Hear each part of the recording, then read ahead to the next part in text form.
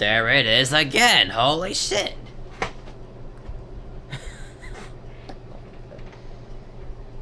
There we go. With the EAS shit again. Oh my god. Look who decided to come back to my television. Stop. But you have decided to come back for no apparent reason. I have no idea what's wrong with you. What in the fuck? What the fuck shit?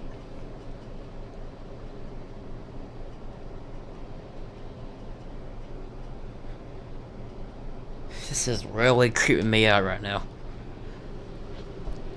This shit is really creeping me the fuck out right now. Because here's the problem. Alright, every time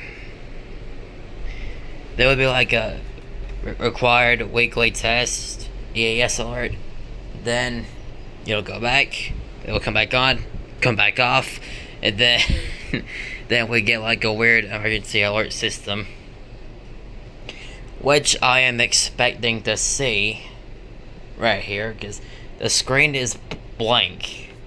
Alright, the screen is fucking blank right now. I mean, the box doesn't say EAS just yet, but it might.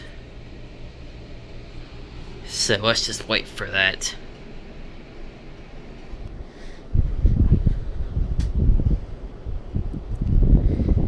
I will be right back.